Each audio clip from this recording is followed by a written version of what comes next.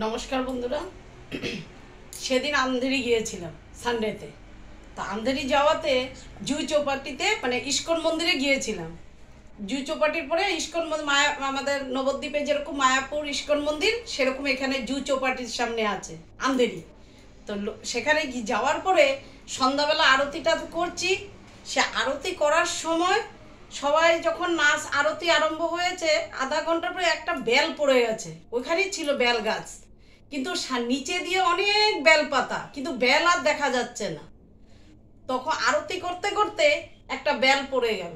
তো বেলটা যখন পড়েছে সবাই দেখে আছে এটা কি কি জিনিস। তখন আমি তার পিছনেই ছিলাম। তখন আমি সামনে গিয়ে বেলটাকে নিলাম। নেওয়ার পরে মাথায় ঠেকে, কেন আরতি হচ্ছে, ভগবানই এটা দিল না, ফলটা পড়েছে গাছটার। সবাই বলছে বলছে এটা তো বেল পাতা আছে, কিন্তু বেল তো বলতে আন্টি এ ক্যা হে, তো মানে এ বেল বেল হে।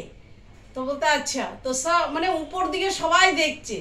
দেখার পরে তখন বলছে বেল তো নেই, বেল পাতা তো দেখ রা হ্যায়। আমি ও দেখো বেল উপরে। তো নিয়ে এসছি।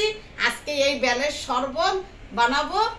গরমকালে বেলের শরবতটা তো খুব ভালো, শরীরের পক্ষে বহুত আচ্ছা এই বেল কা চিজ। তো আমি বেলের শরবত করব। তো একটু ভাঙি দেখি ভিতরটা কিরকম। তো দুধ দিয়ে বানাবো। হ্যাঁ, বেলের শরবতটা ভালোই বেড়েছে, ভালোই হয়েছে। বেলটা কত সুন্দর বেল, কিন্তু মহারাষ্ট্রে আমাদের এখানে তো বেল কোথায় মানে পাবো না, আমরা কেউ জানেও না মনে হয়। তো যাই হোক, বেলটাকে আমি শরবত করে নেই।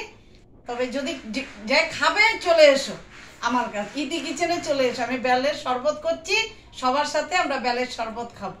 নমস্কার, ইতি কিচেন।